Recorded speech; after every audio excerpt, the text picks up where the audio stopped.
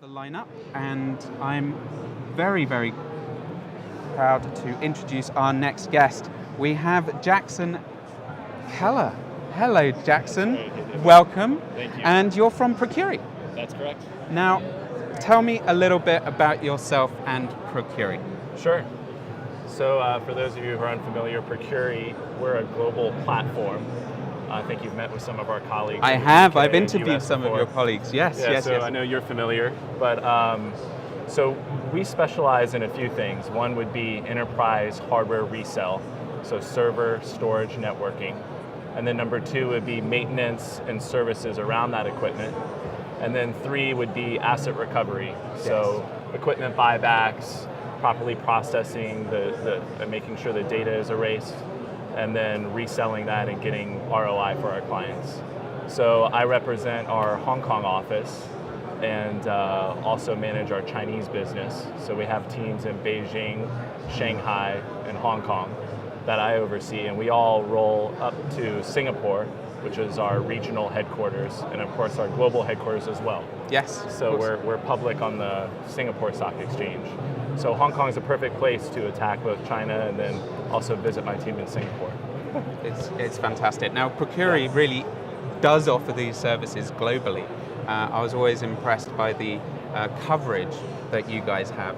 But a lot of businesses, they don't always factor in the life cycle management aspects of their hardware.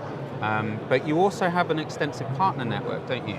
You work with a lot of partners in these regions to be able to deliver those services in conjunction with the services they offer. That's correct, yeah. So I think I saw an interview that you did with Sean, and he mentioned that we have global reach but local touch. So that's really what we aspire to and we do really well.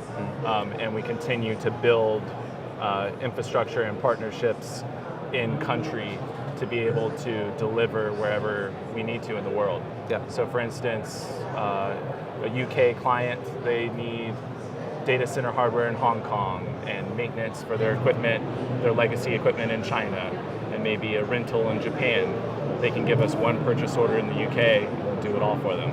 So that's pretty neat. Instead of having to go to one partner in each location and have that language and culture barrier. So we try to bridge that gap.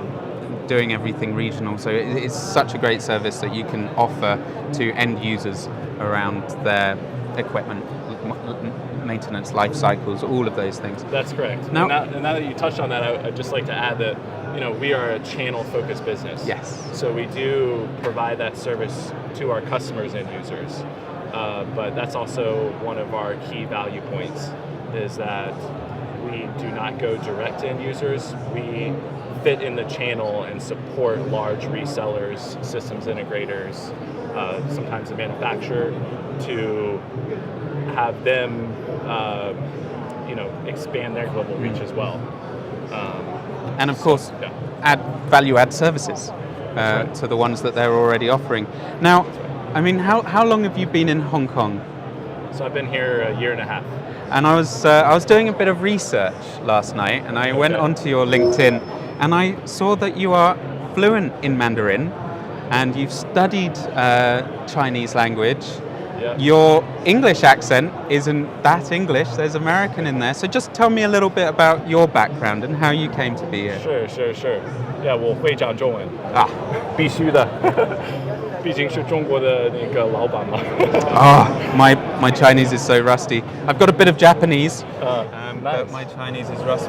Yeah. Despite the quick fact, I was actually born here in Hong Kong, so it is wonderful to come back, but I'm ashamed to say that my Cantonese and Mandarin are pretty shocking. Unlike yours, of course. No, not at all. Where did you learn your Chinese? Yeah, so I studied, I'm American, so I grew up mainly in Baltimore. I didn't move around a lot when I was little. But the reason I started taking Chinese was because, not because I had some business sense for the future, but it was just because the girls' school only had one class, and I went to all-boys school. And that class was Chinese, so I wanted to take class with girls. So that's why I started Chinese. So the great motivator of all time, women. That's right. Right. Fantastic. But it worked out. So my Chinese teacher, she was from Taiwan, and her son went on this program called School Year Abroad. And they have a host family program where you go and you live abroad for a year with a host family. And so I did their Beijing program. Amazing. I spent a year in Beijing my junior year of high school. So that's kind of how it all started. And then I went to Emory in the U.S. In Atlanta, where Procurri U.S. regional headquarters are, and was a Chinese major in international studies. Studied abroad and worked in China over the summers as well.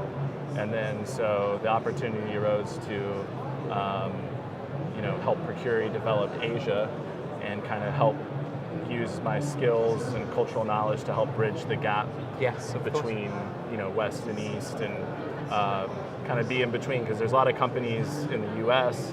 that want to do things in China, but they find it difficult, whether it's language, culture, barriers. It's not easy. So Procurri provides a great platform and fits well with my skills to be able to kind of bridge that gap, and they can have an American face or Western face to help them in China. And then nowadays, as you can see at this show, there's so many Chinese companies that are trying to expand westward. So we're seeing it more works and both more. ways, doesn't it? Exactly. Traditionally, you might have thought it might be American service providers supporting their clients moving into territory, but now you've got all of these vendors in China that are looking to break out. That's right.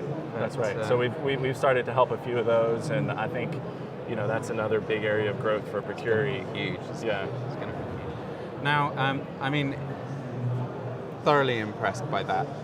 And by the studying of Chinese, very jealous. I love Asia, I absolutely adore it. But it's not just language, is it? It's all of these little cultural nuances that need to be understood and navigated, especially when it comes to negotiating deals, what kind of relationships, how relationships are built, what's important.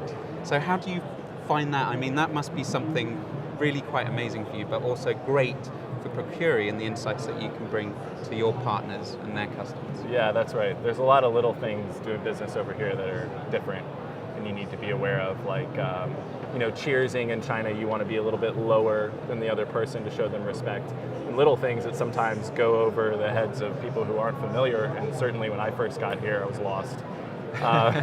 And I still, and that being said, I don't know all of them. So I also rely on our great local teams in Beijing, Shanghai, and here locally, because at the end of the day, they'll give you a little nudge. That's right. At the end of the day, I can speak Chinese to a fluent level to be able to talk business, but it's not just language; it's also culture, like you said. So, and at the end of the day, I'm still a foreigner.